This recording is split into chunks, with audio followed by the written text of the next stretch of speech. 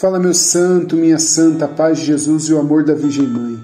Hoje é o dia dele, aquele que desposou Adão à pobreza. Que bom que você está aqui para mais uma vez ouvir o santo do dia.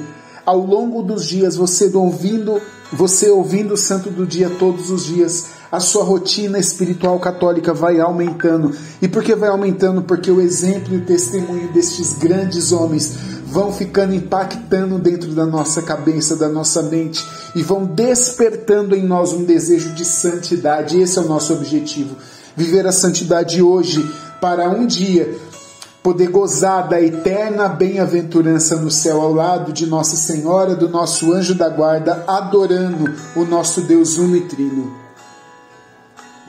Hoje é o dia de São Francisco de Assis. Já coloca aí nos comentários: São Francisco de Assis, rogai por nós. Se você não deixou o seu joinha ainda, deixe o seu like.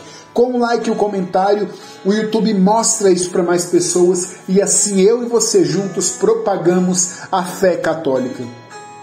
Filho de Pedro e Dona Pica Bernardoni, Francisco nasceu entre 1181 e 1182 na cidade de Assis, Itália. Seu pai era um rico e próspero comerciante. Foi batizado em Santa Maria Maior com o nome de Giovanni, mas quando Pietro Bernardoni voltou de uma viagem à França, mudou de ideia e resolveu trocar o nome do filho para Francisco, prestando uma homenagem àquela terra. Segundo a maioria dos biógrafos de São Francisco, o caráter é como melhores qualidades da mãe. Como todo jovem ambicioso da sua época, Francisco desejava conquistar, além da fortuna, também a fama e o título da nobreza. Para tal, se necessário, tornar-se herói em uma dessas alterações adaptadas. No ano de 1201, incentivado por seu pai, ele partiu para uma guerra que os senhores feudais sustentados declarados contra a Comuna de Assis. Entre 1202 e 1205, encontramos um Francisco inquieto. Meu irmão, minha irmã, você conhece algum jovem inquieto? Preste atenção até o final para você ver o que aconteceu com este homem. Não é apenas uma consequência de uma doença longa e misteriosa. É uma inquietação de quem está incerto quanto ao sentido da sua vida. Meu irmão, minha irmã, quantas pessoas, mesmo que não sejam jovens, que não tenham sentido para a vida. Quantos jovens que estão nas drogas, no sexo desenfreado, nas bebedeiras, nas baladas, sem um propósito de vida. Presta atenção até o final, como a sua oração pode fazer diferença. Ele decide ser cavaleiro e vai em nome da honra, defensor da igreja e de seus interesses, convocado pelo Papa Inocêncio III. Na cidade de Spoleto, sintomas de febre fizeram com que Francisco não pudesse partir. Ali ele diz que tem uma voz que dialogou com ele. Dizia assim essa voz: Francisco, o que é mais importante? Servir ao Senhor ou servir ao servo? O anjo da guarda já estava falando no ouvido dele, meu irmão, minha irmã. E ele respondeu: servir ao Senhor, é claro. Respondeu o jovem: então por que te alista nas fileiras do servo? Senhor, o que quereis que eu faça? Respondeu São Francisco. E a voz foi essa: volta a Assis, e ali está dito, diz a voz, que eu não acredito de verdade ser a voz do seu anjo da guarda. Presta atenção, meu irmão. Por isso que vale a pena nós orarmos incansavelmente pelos nossos filhos, pelas pessoas que nós amamos, porque misteriosamente, mistagogicamente pode acontecer um milagre de um anjo aparecer, uma voz aparecer, a voz do anjo, a voz de Deus aparecer para essa pessoa que você vem no seu coração. O santo do dia não é somente para a gente aprender sobre a vida dele, mas é para transformar, pegar a vida dele, trazer, traduzir para a nossa vida.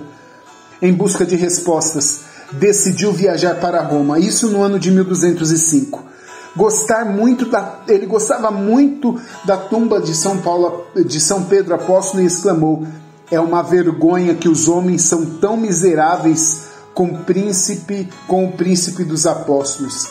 E jogou um grande punhado de moedas de ouro, contrastando com as escassas moedas de ouro de outros fiéis menos generosos.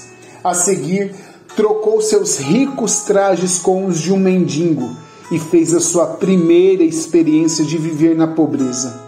Voltou a Assis, à casa paterna, entregando-se ainda mais à oração e ao silêncio.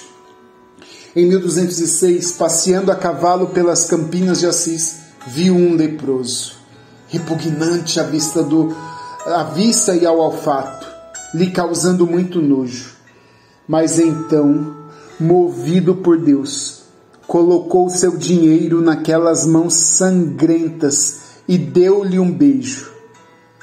Falando depois a respeito desse momento, São Francisco diz: o que antes me era amargo, mudou-se então em doçura da alma e do corpo. A partir desse momento pude me afastar do mundo e me entregar a Deus, dizia São Francisco.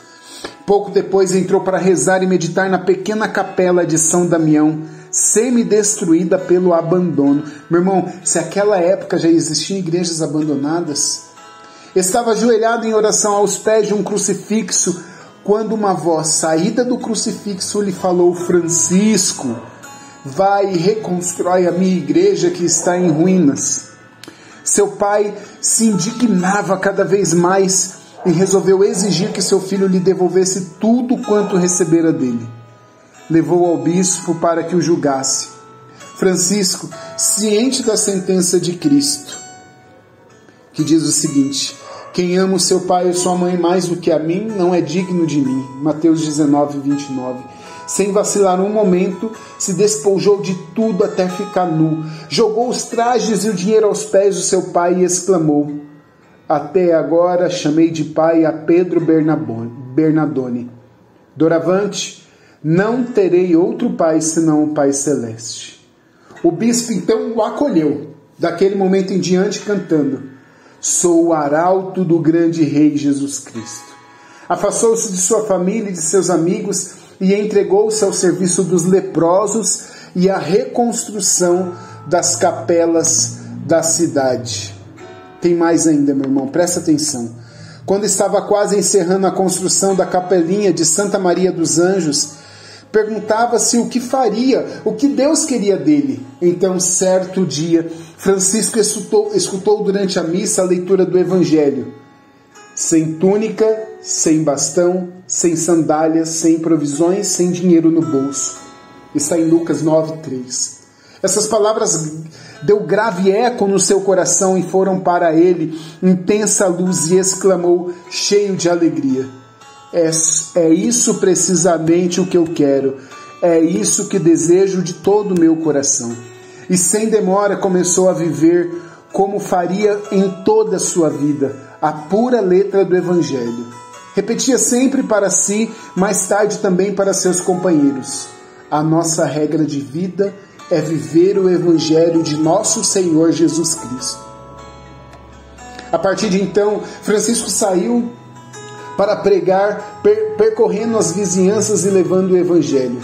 Não pretendia de nenhuma forma adquirir seguidores, somente viver sua vida austera e evangelizar. Porém, logo Bernardo de Quintavalle se juntou a ele, e pelo caminho juntou-se Pedro de Catânia. Por 3 vezes abriram o livro do Evangelho e as três respostas foram as seguintes: se queres ser perfeito, vende os teus bens e dá aos pobres, depois vem e segue-me. Depois, outra: não leveis nada pelo caminho, nem bastão, nem alforge, nem uma segunda túnica. E depois ainda: se alguém quiser vir após mim, negue-se a si mesmo, tome a sua cruz de cada dia e siga-me. Isto é o que devemos fazer, é o que farão todos quantos quiserem vir conosco, disse São Francisco, que subitamente viu brilhar uma luz sobre o caminho que ele e seus companheiros iam seguindo. Finalmente, o que por tanto tempo havia procurado. Isso aconteceu em 24 de fevereiro de 1208. dando início à fundação dos frades menores, Fraternidade dos Irmãos Menores. Em 1209, Francisco e seus companheiros foram até o Papa Inocêncio III para pedir a aprovação de seu carisma. Ele ficou maravilhado com o propósito de vida daquele grupo e especialmente com a figura de Francisco, a clareza de sua opção e a firmeza que ele demonstrava. Reconheceu nele o homem que há pouco vira em um sonho, segurando as colunas da igreja de Latrão que ameaçava ruir. O Papa reconhece que era o próprio Deus quem inspirava Francisco a viver radicalmente o Evangelho, trazendo vida nova a toda a igreja. Por isso, deu a seu modo de viver o Evangelho a aprovação oficial. Autorizou Francisco e seus seguidores a pregarem o Evangelho nas igrejas e fora dela. Francisco inspirou Clara para a santidade. Dela surgiu como Clarissas. Tomás de Celano diz: então se submeteu todo o conselho de Francisco, tomando-o como condutor de seu caminho, depois de Deus. Por isso, sua alma ficou pendente de suas exortações santas e a acolhia num coração caloroso tudo o que ele lhe ensinava sobre o bom Jesus. Já tinha dificuldade para aplicar a elegância dos efeitos mundanos e desprezava como lixo tudo o que aplaudem lá fora para poder ganhar a Cristo. Todos os anos, de 15 de agosto a 29 de setembro, Francisco tinha o traje de preparar-se uma quaresma de jejum e oração para a festa de São Miguel. Você queria saber quando surgiu a festa de São Miguel Arcanjo? Tá aí, ó, foi São Francisco de Assis que começou. No ano de 1224, ele teve a visão do serafim alado e recebe os estigmas.